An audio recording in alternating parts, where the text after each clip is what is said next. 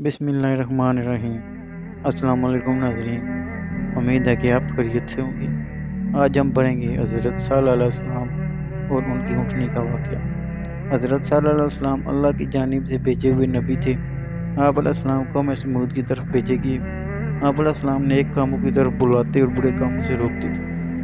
قوم سمود گناہوں میں مبتلا تھی۔ قوم سمود کے لوگ آپس میں ایک دوسرے پر ظلم کرتے تھے۔ صالح علیہ السلام نے اپنی قوم سے کہا کہ تم قوم عاد کے بارے میں معلوم نہیں، ان کا انجام کس طرح عبرتناک ہو، اللہ نے کس طرح انہیں سزا دی تھی۔ قوم سمود کا خاص پیشہ بھیڑ بکریوں کی پرورش اور تجارت تھی۔ قوم سمود دولت سے مالا مال تھی اور جسمانی طور پر قوی بھی تھی۔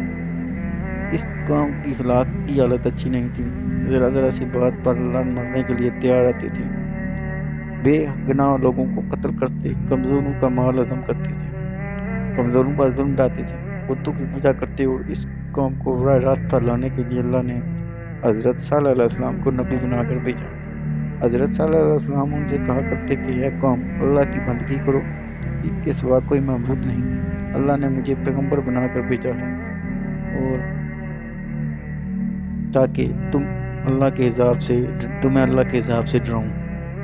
لوگ ان سے کہتے ہیں کہ ہمارے پاس دولت بھی ہے اور قوت بھی اور عزت بھی، اگر اللہ کو نبی بنانا منظور ہوتا تو ہم جیسوں کو نبی بناتا، اگر اللہ ہم سے ناراض ہوتا تو ہمارے کھیتوں کو اجاڑ دیتا، ہمیں رہنے کے لیے عالی شان مکانات نہیں دیتا۔ ہمارے پاس بے شمار اونٹ اور بکریاں ہیں، سواری کے لیے گھوڑے بھی ہیں۔ یہ اس بات کی دلیل ہے کہ ہمارے بت ہم سے خوش ہیں، اس لیے ہم ان کی پرستش کریں گے، اور ہم یہ بات برداشت نہیں کر سکتے کہ تم ہمارے معبودوں کو برا بھلا کہو۔ ہمیں ان کی پرستش سے نہ روکو، ہم تو خوشحال ہیں، لیکن تمہاری بات ماننے والے مفلس اور غریب ہیں۔ تمہاری حالت بھی ایسی ہے، اگر تم نبی ہوتے تو اس کی دلیل پیش کرو اور کوئی معجزہ دکھاؤ، ہم دیکھنا چاہتے ہیں۔ حضرت صلی اللہ علیہ وسلم ان کی اس قسم کی باتوں پر کہتے کہ تم ہی بتاؤ، تم کیا معجزہ دیکھنا چاہتے ہو۔ پھر کافر میں آپس میں مشورہ کرنے لگے کہ ان سے کس قسم کا معجزہ طلب کرنا چاہیے۔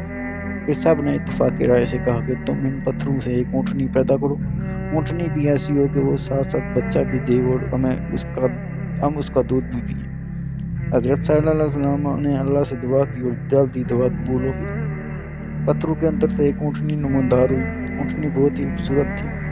اونٹنی جہاں سے ظاہر ہوئی تھی اس جگہ گھاس اگئی اور ایک پانی کا چشمہ بھی جاری ہو گیا۔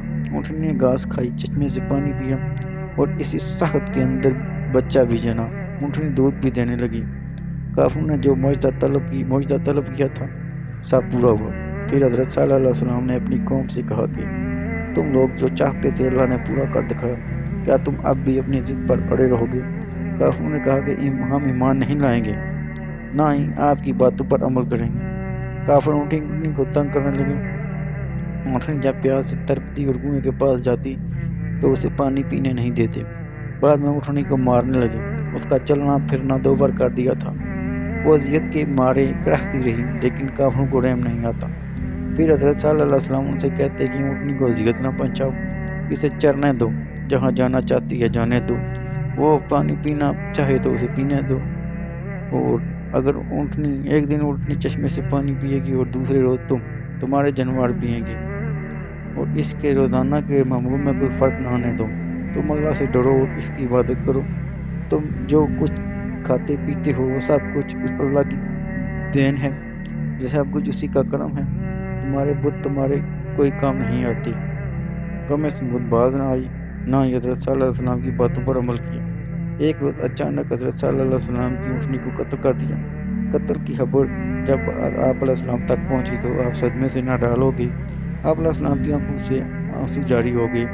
پھر آپ علیہ السلام نے اپنی قوم سے فرمایا کہ عنِ قریب تم پر اللہ کا عذاب آنے والا ہے، تم اس عذاب سے نہ بچ سکو گے۔